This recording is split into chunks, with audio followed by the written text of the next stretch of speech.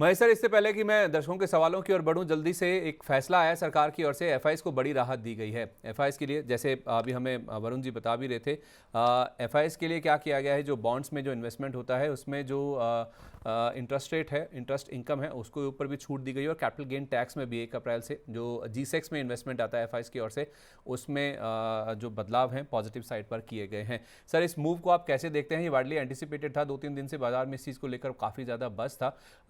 ये फैसला कितना बड़ा है और क्या ये पर्याप्त है, और क्या क्या किया जाना चाहिए? नहीं देखिए, ये जैसा कि आपने बोला, काफी 3-4 दिनों से मार्केट में चल ही रहा था कि ये फैसला आ सकता है, और ये फैसला आया है। ये पॉजिटिव है ट्रिगर। कहीं ना कहीं पे जहाँ पे लग रहा था कि गवर्नमेंट कोई एक्शन नहीं ले रही है, अब यहाँ पे गवर्नमेंट ने इनिशिएटिव लेना चालू कर दिया। तो मेरे हिसाब से ये इसको एक पॉजिटिव वे में देखना चाहिए, और थोड़ा बहुत ये रुपये को सपोर्ट भी करेगा।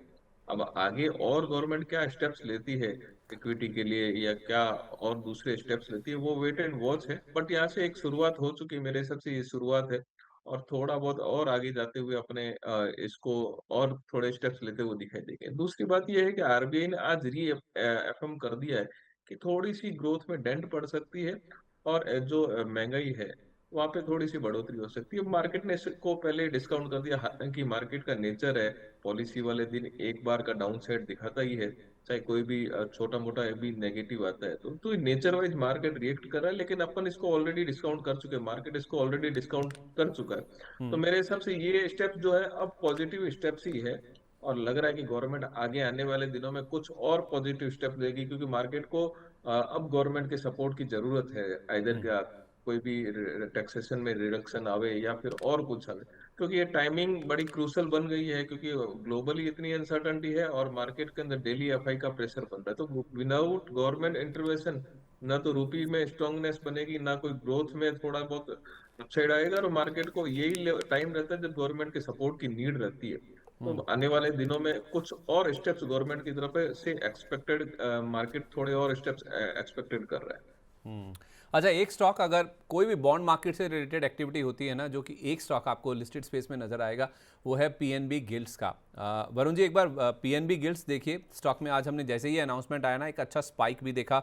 ऑलमोस्ट 100 रुपये का लेवल इसने टच किया, वापस आप देखिए 94 रुपये के नीचे आ गया। तो बहुत कम वन डे वंडर्स टाइप ये स्टॉक है। इसमें दमखम है इस न्यूज़ फ्लो के दम पर और ऊपर जाने का? जी। देखिए संदीप जी, यहाँ पर चार्ट जैसे देख रहा हूँ पीएनबी गेट्स का, तो यहाँ पर मंथली चार्ट पर आप देखेंगे तो एक फॉलिंग चैनल में चल रहा था, और आज का जो मूव अगर सस्टेन कर रहा है 95 96 का जोन, तो यहाँ पर चैनल ब्रेकआउट हो सकता है। हालांकि डेली चार्ट्स पर आप देखेंगे तो अभी भी नेगेटिव स्ट्रक्चर है। वीकली चार्ट्स पर एक बड़ा मूव है। यहाँ पर एक बेस बनाने की कोशिश कर रहा है, आई थिंक मार्केट एंटिसिपेट कर रहा था, और यहाँ से स्टॉक के अंदर एक आप हायर लो के यहाँ पर स्ट्रक्चर बन रहा है। यहाँ पर अगर कोई पोजीशन आपको निवेशित रहना है तो 75 के अराउंड एक अच्छा बेस है। और आज के सत्र में आप देखेंगे तो 85 से ने कल 1-2 दिन पहले 85 के ऊपर यहाँ पर एक ब्रेकआउट मिला था। अगर ये स्टॉक रिटेस्ट करने जाता है करीबन 85 86 के जोन में, तो यहाँ पर बिल्कुल निवेशित रहना चाहिए। 75 का एक आपको स्टॉप लॉस रखना पड़ेगा। और यहाँ पर अगर मार्केट चलना शुरू करता है और यहाँ पर मार्केट पॉजिटिव रुझान देता है पीएनबी गिट्स के अंदर, तो 120 125 के टारगेट बन सकता है। ठीक है, ओके। इन लेवल्स को आप ज़रूर ध्यान रखिए। 120 तक के लेवल्स भी पीएनबी गिल्ड्स में देखने को मिल सकते हैं। चलिए, दर्शकों के सवालों की ओर बढ़ता हूं मैं। ये खबर इंपॉर्टेंट थी डिस्कस करना, बड़ी खबर थी, और इसका रिएक्शन भी हम देख रहे हैं कि पीएनबी गिल्ड्स के स्टॉक पर दिख रहा है। अब दर्शकों के सवालों की ओर बढ़े तो ऋषिकेश जी हमारे एक प्राइम मेंबर हैं, इनको विमता लैब्स पे एडवाइस चाहिए। महेश सर, 457 रुपये पर 100 शेयर इन्होंने लिए हुए हैं, आपसे राय जानना चाहते हैं। मेरे हिसाब से होल्ड करना चाहिए लैब्स का। सारे स्टॉक जो है काफी बढ़िया तरीके से मोमेंटम में है। और अभी भी यहाँ पे कंपनी का स्ट्रक्चर वाइज भी देखेंगे तो काफी बढ़िया है। तो मेरे हिसाब से थोड़ा लंबा जो नजरिया रखें और यहाँ से भी होल्ड करें, तो मुझे लगता है कि कहीं ना कहीं पे थोड़ा और अपसाइड अपने को यहाँ पे देखने को मिल सकता है। अच्छा, ठीक है। वरुण जी, दो नाम हैं, एक है पिरामल फाइनेंस और दूसरा है पैसा लो डिजिटल। शॉर्ट टर्म के लिए ये श्रवण सिंह जी का सवाल आया है, शॉर्ट टर्म का व्यू चाहिए इन दोनों स्टॉक्स पे इनको। जी। पिरामिड फाइनेंस बताया ना सर आपने? हाँ। हाँ जी, पिरामल फाइनेंस और पैसा लो जी। डिजिटल। जी। पिरामिड फाइनेंस का अगर मैं चार्ट देख रहा हूँ तो आप देखेंगे तो एनबीएफसी स्पेस पर काफ़ी अच्छा मूव बना था।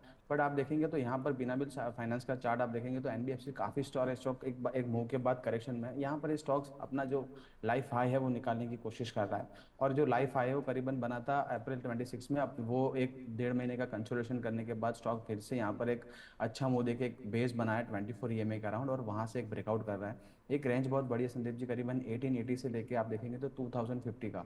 यहाँ पर 2050 के ऊपर यहाँ पर स्टॉक चलने शुरू करता है तो एक life high all time high के दायरे में चलेगा और अनचार्टेड टेरिटरी में चलेगा। यहाँ से काफ़ी अच्छे लेवल्स बन सकते हैं, करीबन 2200 के लेवल पिरामिड फाइनेंस में बन सकते हैं। बिल्कुल होल्ड करके चलना चाहिए अगर आपके पास कोई पोजीशन है और थोड़ा सा लंबा नजरिया है। 1880 का एक आप स्टॉप लॉस रख के चलिए और यहाँ पर ये मोमेंटम ट्रेड करना चाहिए। ठीक है, ये होगी बात पिरामिड फाइनेंस की। इनको सर एक महेश सर मीडियम टर्म के लिए भी व्यू चाहिए सेम्प्रो इंडिया पर। ये अदानी ग्रुप की कंपनी है जिसे हम पहले आईटीडी सीमेंटेशन के नाम से जानते थे, अब ये स्टॉक सेम इंडिया प्रोजेक्ट्स के नाम से ट्रेड करता है। अगर किसी का मीडियम टर्म का नज़रिया है सर, ये सेम इंडिया आपको कैसा लगता है? और हाल ही में इस ग्रुप में जेपी पावर का नाम भी जुड़ा है, ज़रा उस पर भी आपकी राय दे दीजिएगा।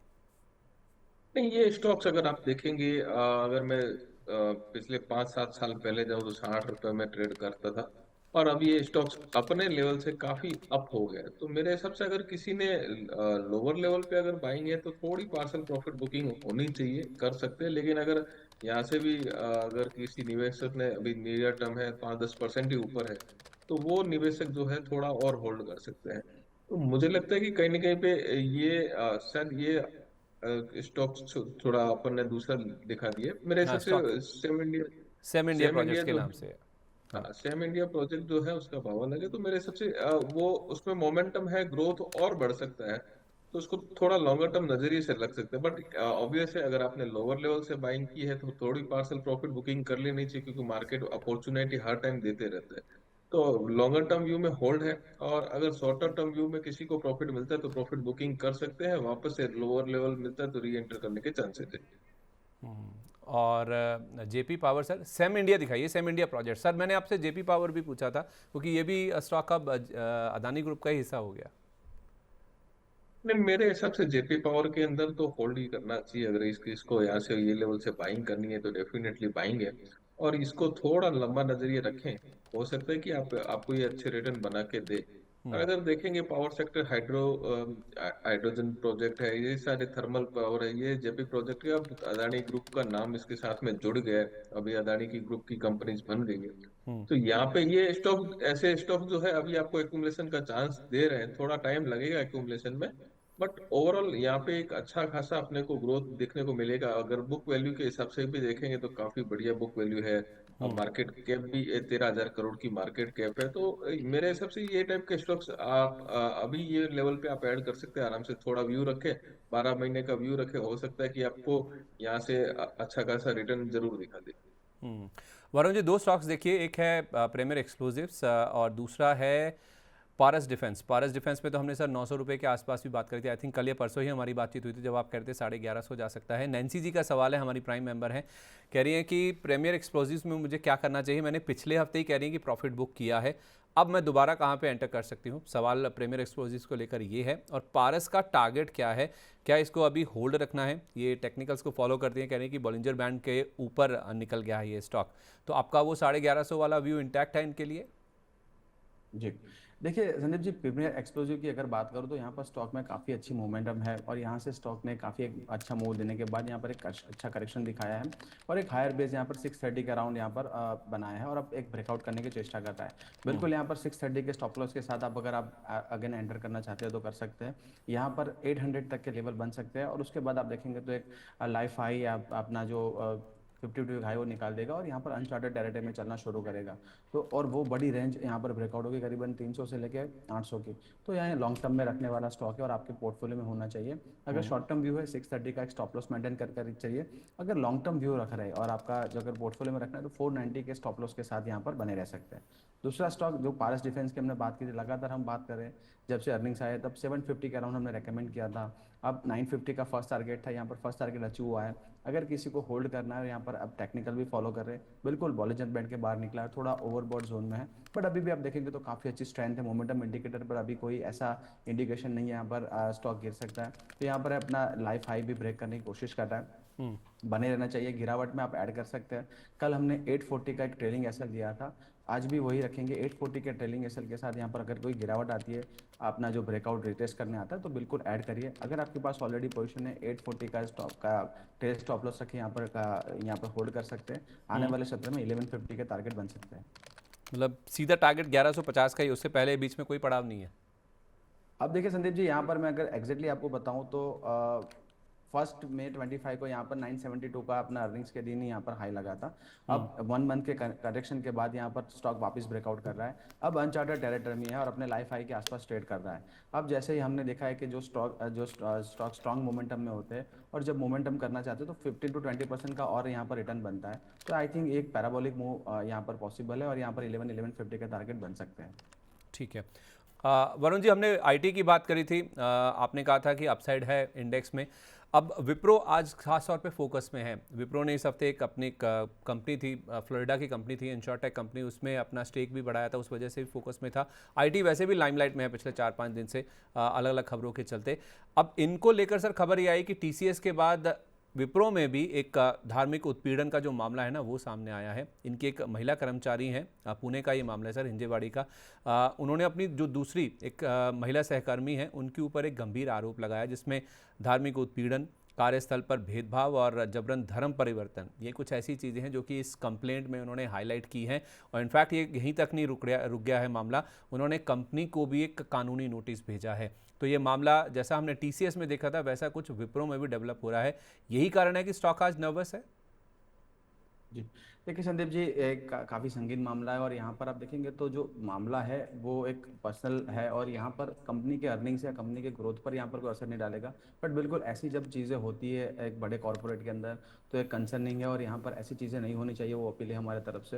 अब जैसे विप्रो में आज का जो प्राइस एक्शन है वो आप देखेंगे तो विप्रो में एक बायबैक था और आज के दिन आप देखेंगे तो एक रिकॉर्ड डेट था। उसके लिए मार्केट में एक हेजिंग पोजीशन चलती है और यहाँ पर मार्केट जो बायबैक में पार्टिसिपेट करते हैं इन्वेस्टर्स, वो हेज करते हैं। तो फ्यूचर और कैश के अंदर काफ़ी बड़ा डिफरेंस था, वो डिफरेंस जो है वो एडजस्ट हो रहा है। तो आप देखेंगे अभी भी इतना 4% नीचे आने के बाद भी आप देखेंगे तो विप्रो और जो फ्यूचर है उसके अंदर कैश प्राइसेस के अंदर 10 रुपीज़ का अभी भी डिफरेंस है। तो वो जो मार्केट का जो पार्टिसिपेशन है वो एडजस्टमेंट होता रहता है, इसकी वजह से यहाँ पर डाउन है। आज हालांकि आप देखेंगे तो थोड़ा एंथ्रोपिक की तरफ से जो न्यूज़ आया था एआई के बारे में, तो आप इंडियन आईटी के लिए थोड़ा सा पॉजिटिव न्यूज़ हो सकता है, क्योंकि एंथ्रोपिक ने बताया कि आप आईआई के दरमियान जो भी डेवलपमेंट्स हो रहे हैं उसे थोड़ा कम करने की ज़रूरत है, क्योंकि ह्यूमैनिटी के लिए प्रॉब्लम हो सकती है। तो इंडियन आईटी जो सर्विसेज में जुड़ी है, जो लोगों से चलती है, वहाँ पर एक सर्विस सेक्टर में जुड़ी है, तो वहाँ पर इंडियन आईटी के लिए अच्छी खबर हो सकती है। तो यहाँ पर विप्रो में जो एक्शन हो रहा है वो एक एडजस्टमेंट हो रहा है जो कॉर्पोरेट एक्शन था उसके कारण, ना कि जो अभी खबर चल रही है। तो ओवरऑल आईटी पर पॉजिटिव व्यू लेकर चलें? बिल्कुल सर, आप देखेंगे जो आज का जो न्यूज़ है एंथ्रोपिक का, और ये जो मार्केट अब जो एआई के दरमियान थोड़ा सा आप देखेंगे तो वर्ल्ड मार्केट में भी आप देखेंगे कॉस्पी है, ताइवान है, वहाँ पर एक प्रॉफिट बुकिंग चल रही है, नेस्डेक फ्यूचर्स भी डाउन थे।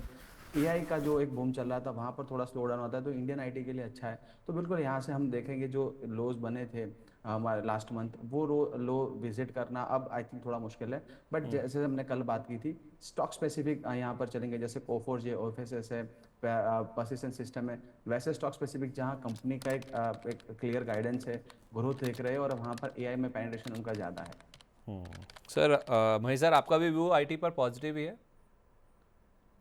देखिए अब यहाँ पे एक व्यू ऐसा बन रहा है कि जहाँ पे जितना भी थोड़ा भी अपसाइड आता है तो एफआई की तरफ से स्टॉक क्लियरिंग सेल जैसा इवेंट अपने को देखने को मिलता है। हालांकि कुछ पॉजिटिव ट्रिगर बने थे, एनवीडिया के सीईओ का भी बयान आया था, उसके बाद में हमने तेजी देखी थी और उसके बाद में वापस से रिट्रेसमेंट, संचर को डाउनग्रेड किया तो वापस से अपन ने डाउन साइड देख ली। तो यहाँ पे ये स्टेंस बनता है, एक लिमिटेड पोर्शन जो है, इन्वेस्टर अगर ज्यादा डाउन साइड दिखता है तब वहां पे एक अपॉर्चुनिटी के जैसे उसको देख सकते हैं। एग्रेसिव बाइंग फिलहाल बन नहीं रही है। हाँ, वैल्यूएशन अट्रैक्टिव है, लेकिन अगर ग्रोथ आगे नहीं मिलेगी तो वो एक सोच का विषय होगा। तो यहाँ पे अभी फिलहाल उतने एग्रेसिव बैट नहीं बनेंगे। लोअर लेवल में ठीक ठाक थोड़ी बहुत 1% कॉर्पस का परसेंटेज जरूर डाल सकते हैं।